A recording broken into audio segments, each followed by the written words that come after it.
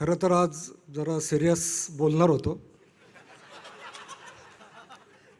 एकदा मी असंच फार सुंदर असं छान भाषण केलं होतं. त्याच्यात सगळं मोटिवेशन पॉईंट टू पॉईंट.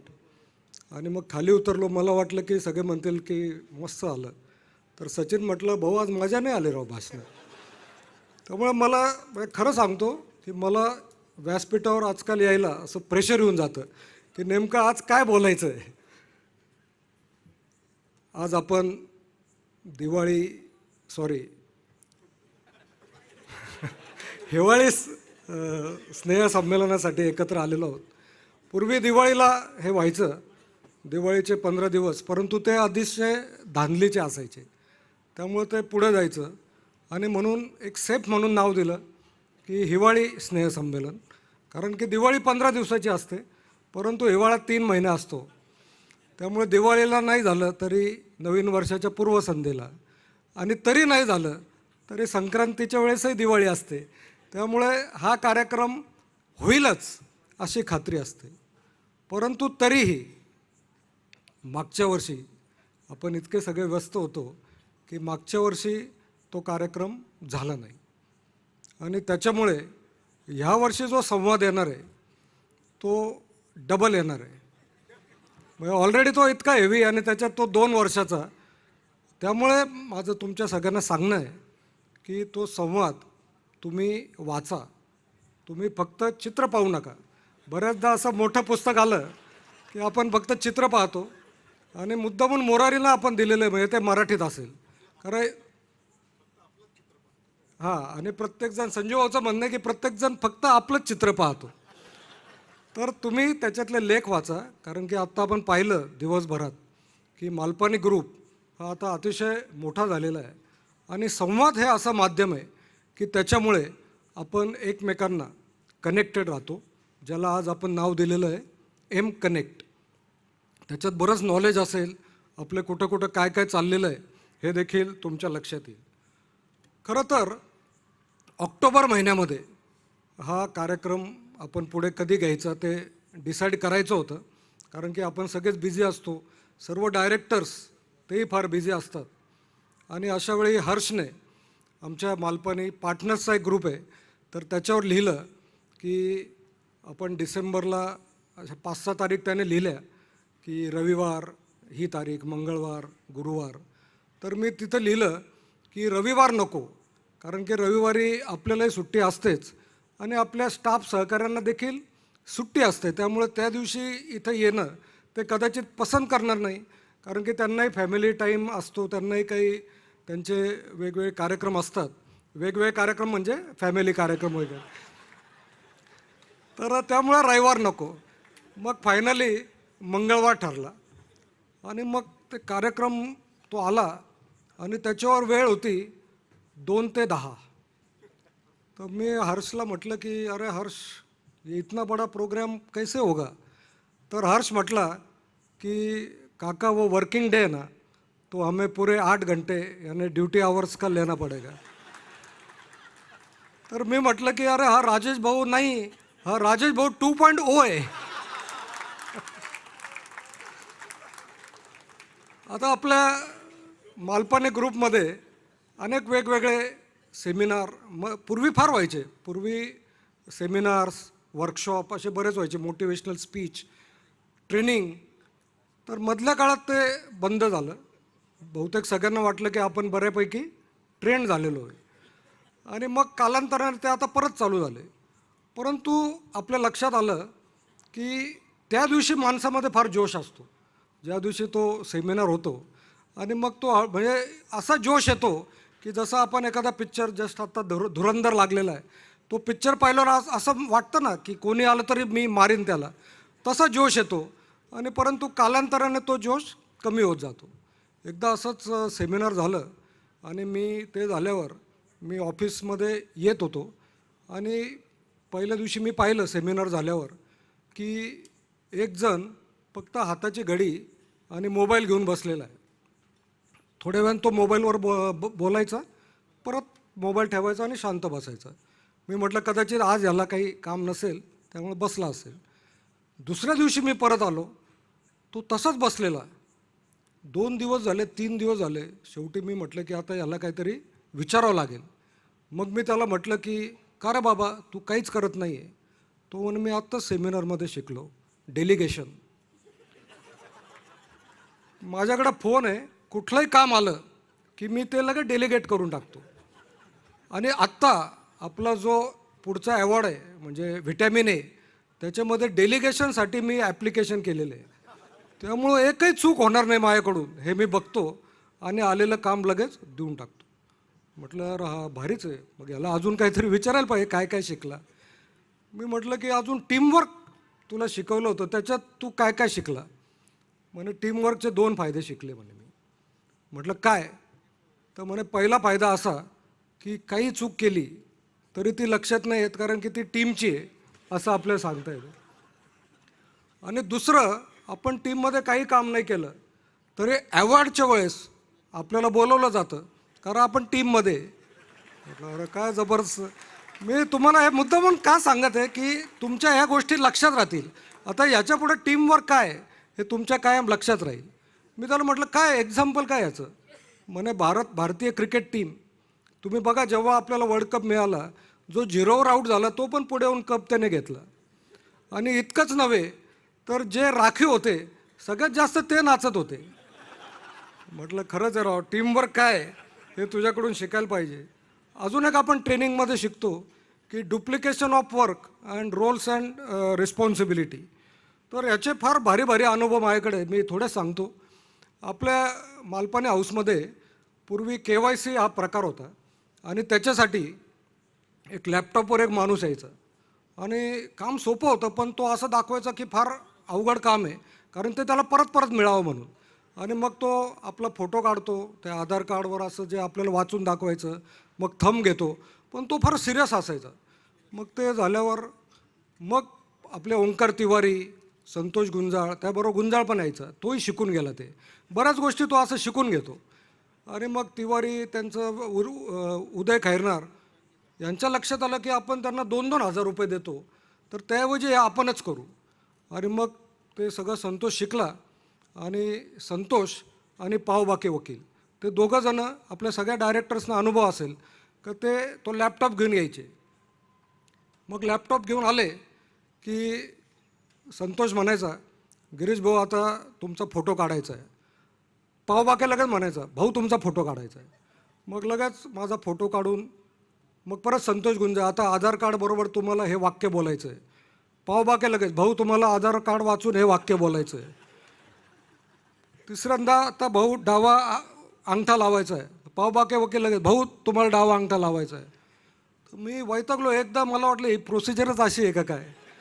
दुसऱ्यांदा झालं. मग मी म्हटलं राव तुम्ही डुप्लिकेशन ऑफ वर्क करताय आणि तुम्ही उगाच 2 जण येत आहेत, तर पुढच्या वेळेस तुम्ही एकटेच या. तर संतोष गुंजा म्हटला नाही भाऊ, रोल्स अँड रिस्पॉन्सिबिलिटीज. पावबाके साहेब मला म्हटले का मी वकील आहे, त्यामुळे भाऊंना काय सांगायचं असेल ते आधी मला सांगायचं आणि मग मी तुला सांगेन. मी म्हणजे खरंच अशा प्रकारचं ट्रेनिंग हे आपल्याला देणं कसं आवश्यक असतं. त्यानंतर अजून एक मला डुप्लिकेशन वर्कचा अनुभव आला. तो म्हणजे आपला कुठलाही प्रोजेक्ट होतो किंवा लायन्सचा असेल किंवा आपल्या गीता परिवारचा असेल, तर त्याची जबाबदारी बातमी करण्याची ही आपले मुरारी देशपांडे यांची. तर मी कुठलाही प्रोजेक्ट झाला की त्यांना फोटो आणि ते माहिती थोडी पाठवतो आणि ते मस्त बातमी करतात. आणि ती बातमी झाल्यावर ते परत आपल्याकडेच पाठवतात, म्हणजे मलाच त्यांनी पाठवली. मग मी म्हटलं की अरे बातमी छान आहे, एकदम मस्त आहे, तू ती वर्तमानपत्रांना देऊन टाक. तो म्हणे नाही म्हणे हे काम माझं नाही आहे. म्हटलं कोणाचं आहे. म्हणे ते श्याम तिवारीचं आहे. मग मी म्हटलं की एक काम कर, नाही नाही पण तूच देऊन टाक ना, तू झाले ते तयार केली तर. म्हणे नाही ते श्यामलाच द्यावं लागेल, अदरवाईज त्याला राग येतो म्हणे. म्हटलं ठीक आहे, मग तू एक काम कर, तूच पाठवून दे श्यामला. म्हणे नाही ही बातमी मी तुम्हाला पाठवीन आणि तुम्हीच श्यामला पाठवायची. मी म्हटलं का बरं.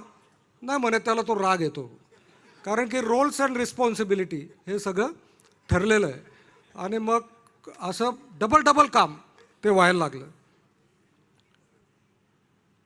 आणि अजून एक गोष्ट मला सारखी लक्षात येते ती म्हणजे आपल्या मालपानी हाऊसमध्ये बाहेर जाण्याचं प्रमाण हे फार वाढलेलं आहे.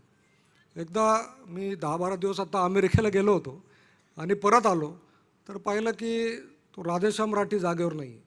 तो बऱ्याचदा जागेवर नसतोच आणि जेव्हा त्याच्याकडून मला काही काम नसतं तेव्हा तो तिथं असतो आणि जेव्हा माझं काम असतं तेव्हा तो गायब असतो. तो बऱ्याचदा म्हणतो बडी बहिणी बोलवलं, इकडं बोलवलं. मी अमेरिकेवर बरंच पेंडिंग काम होतं. मी त्याला फोन केला की म्हटलं अरे तू कुठं आहे? म्हणे भाऊ माझी विखे पाटलांसोबत मीटिंग आहे. मग म्हटलं राव माझी अजून कुठं झाली नाही मीटिंग, याची कधी झाली? म्हटलं कसं काय मीटिंग? म्हणे नाही ते आमच्या वॉर्डमध्ये आले होते तर तो जो उमेदवार आहे त्यांनी मलाही बोलवलं, सगळ्यांना नागरिकांना बोलवलं म्हणून मी आलेलो आहे. म्हटलं अरे तू आपल्या वर्किंग टाईममध्ये तू तिकडे गेलेला आहे? नाही भाऊ मी गेट पास बनवलेला आहे. म्हटलं अरे मग माझ्या लक्षात आलं कदाचित हा गेट पास तयार झालेला नसेल. तो एखाद्या वेळेस ते आपल्या ललित जोशीला सांगेल की गेट पास करायचा आहे. म्हणून मी ललितला फोन केला. 2-3 रिंग वाजल्या, ललितही जागेवर नाही. मग त्या मॅडमने उचलला, बहुतेक ती शुक्ला मॅडम असतील. ते म्हटलं ते बाहेर गेलेले. मग मी म्हटलं ठीक आहे. मग माझ्या डोक्यात आले आपले HR डिपार्टमेंटचे हेड आहेर साहेब. मी त्यांना कधीच लँडलाईन फोन करत नाही. मी त्यांना काय मोबाईल करतो कारण ते कधीच जागेवर नसतात, ते कायम बाहेर. मग कधी कधी असं वाटतं त्यांचं आडनाव आहेर आहे की बाहेर आहे. अरे मग मी त्यांना फोन केला आणि फोन केल्यावर त्यांचा आवाज नेहमीप्रमाणे लो आला. मी म्हटलं यार ते गेट पास वगैरे मला ते राठीने केलं की नाही पाहायचं आहे. म्हणे हो का भाऊ? म्हटलं तुम्ही कुठे आहे? म्हणे भाऊ मी पण बाहेर आहे. मग मी म्हटलं जाऊन दे आज काय आपलं खरं नाही. आणि मी कामाला लागलो आणि 5 मिनटात राठी आला आणि म्हटलं की भाऊ काय काम होतं? म्हटलं काय नाही माझाही गेट पास कर, मी आता घरी जातो आणि वर्क फ्रॉम होम करतो. मित्रांनो कैझन हे आपल्या सगळ्यांच्या अंगात असं भिनलेलं आहे. जेव्हापासून राजेश भाऊ आले त्यांनी कैझन म्हणजे काय इतकं आपल्याला समजून सांगितलं. हजारो कैझन आपल्याकडे झाले आणि मी पण असे कैझन केलेले. जसं आपण आपल्या मालपानी हाऊसमध्ये युनिफॉर्म दिले होते आणि ते युनिफॉर्म 5 दिवस घालावे लागायचे. तर स्टाफ हळूहळू ते घालणं बंद करतं नंतरचे 2 महिने. आणि कारण ते म्हणतात की ते खराब होतात सारखे धुवून. तर मी म्हटलं ठीक आहे मग आपण 1 दिवस सुट्टी देऊ बा शुक्रवारपर्यंत. तरी ते नाही घालतात. म्हणजे सुरुवातीला घालतात नवीन मग घालत नाही. मग मी म्हटलं आता काय करायचं? मग मी म्हटलं त्यांना की आपण 2 शर्टच्या वेळी तुम्हाला 3 शर्ट देऊ. म्हणजे मी कैझन केलं. मग तुम्ही म्हणाल काय कैझन केलं बा? तर 2 शर्टच्या वेळी उलटं तुम्ही नुकसान केलं ना. तर मी म्हटलं नाही तुम्हाला 3 शर्ट मिळतील पण त्या 2 पॅन्ट आहे ना त्या मी कॅन्सल करून टाकल्या. म्हणजे खऱ्या अर्थाने इथं कॉस्ट सेविंग आहे. हा झाला कैझन. मग आता पॅन्ट तुम्ही कसं काय कॅन्सल केलं? म्हटलं पॅन्ट घालून तर यावंच लागेल ना. अरे तुमच्याकडं वेगवेगळ्या बऱ्याच म्हणजे 5 पॅन्ट असले तर 4 pant dark grey, black, blue असू शकतात. त्या जीन्स असू शकतात. त्यामुळे तुम्हाला फॅशनही करता येईल. आणि एकदा चालून आले आणि एकदा टेबलवर बसले की फक्त शर्ट दिसणार आहे. त्यामुळे याच्यापुढं 3 शर्ट आणि 4 दिवस तर माझी तुम्हाला. आणि ते जे आपण हे करून घेतो ना एम्ब्रॉयडरी, त्याच्यावेळी एमची पिन देणार आहे. म्हणजे तुम्हाला घरी जाताना कुठल्या कार्यक्रमाला जायचं असेल चांगल्या किंवा वाईट तर तो एमची पिन तुम्हाला काढून ठेवता येईल. तर अशा प्रकारे कैझन वगैरे ह्या सगळ्या गोष्टी आपण शिकल्या. आणि आत्ता इंडिगोवर जे झालं आहे तर त्याच्यावरून एक जसपाल भट्टी यांचा फार छान व्हिडिओ आत्ता आलेला आहे. तुमच्यापैकी काहींनी बघितला आहे तो? किती जणांनी बघितला आहे? ओके, फार कमी जण आहेत. तर आपण सगळेजणं पाहू. आणि ते बघितल्यावर तुम्हाला असं वाटेल की बुवा हे सगळं डेलिगेशन आहे का? तर नाही.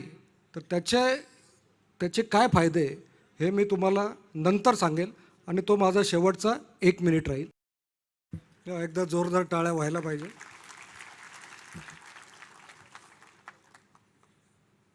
हे मी का दाखवलं? It is because of multitasking.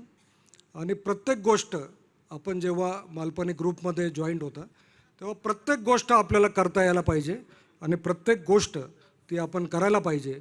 कारण की इमॅजिका आपण का घेतला, कारण की इमॅजिकामध्ये पूर्वी प्रचंड मॅन पॉवर होती. म्हणजे धीमन बक्षींनी त्यांच्या पुस्तकात तुमच्या लक्षात येईल. आणि मग ती जयने ती ट्रिमेंडसली कमी केलेली आहे. आणि आपल्या ग्रुपमध्ये सुरुवातीपासून राजेश भाऊ असतील, संजू भाऊ असतील, मनीष भाऊ, आशिष, या सगळ्यांनी मॅन पॉवर कमी कसा असावा त्याच्यावर भर टाकलेली आहे. आणि हे सगळे जसपाल भट्टी जे आहेत ते आपल्या ग्रुपमध्ये पण हे जसपाल भट्टी आहेत. आणि ते म्हणजे प्रफुल्ल खिवसरा, की तुम्ही बघा की तो परचेसपासून तर नेक्सन, म्हणजे आता नेक्सनमध्ये पण आहे, आणि इमॅजिका तिथे देखील प्रफुल्ल डेव्हलपमेंट ऑफिसर आहे. म्हणजे एक प्रकारचा जसपाल भट्टी आहे. त्यानंतर प्रशांत रुनवाल हा तर जसपाल भट्टीचा बाप आहे. म्हणजे हा इन्व्हेस्टमेंट पण करतो, त्यानंतर नाटिका पण करतो, तो काही करू शकतो. म्हणजे प्रफुल्ल खिवसरा हा जर जैन धर्माचा पूर्व असेल तर प्रशांत रुनवाल हा पश्चिम आहे. आणि आता अजून एक आपल्याला जैन धर्माचा एक तीर्थंकर भेटला, तो म्हणजे तुषार कटारिया.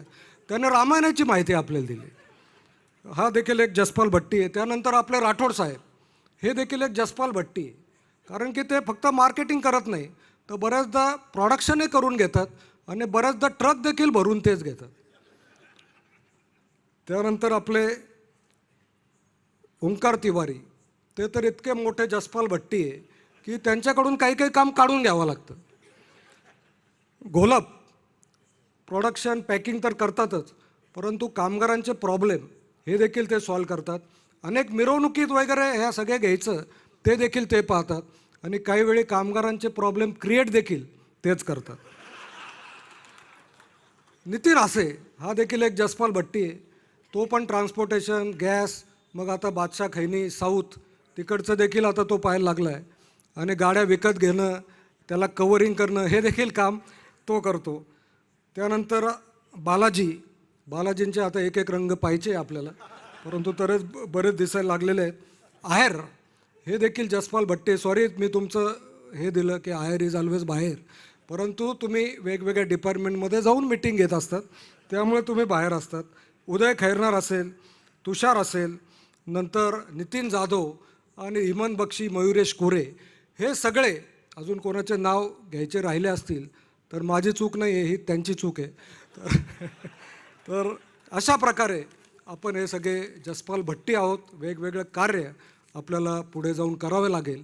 आणि मी मुद्दामून तुम्हाला हे सगळ्या गोष्टी, ह्या ज्या टर्म्स आहे, लिडरशिप किंवा टीमवर्क असेल, डेडिकेशन असेल, तर ह्या गोष्टी या फार महत्त्वाच्या आहे. परंतु तुम्हाला सिरियसली सांगितल्या तर त्या लक्षात येणार नाही. आणि म्हणून जरा गमतीच्या ह्याच्यात मी सांगितल्या, कारण की संध्याकाळची वेळ आहे, याच्यानंतर आता फुल गंमत जम्मत असणार आहे. परंतु तरीही शेवटी राजेश भाऊचं भाषण होणार आहे आणि ते जरा सिरियस टॉक असणार आहे. त्यामुळे इंजेक्शनच्या आधी थोडा कापसाचा बोळा फिरवायचं काम हे मी केलेलं आहे. पुन्हा एकदा धन्यवाद. थँक्यू.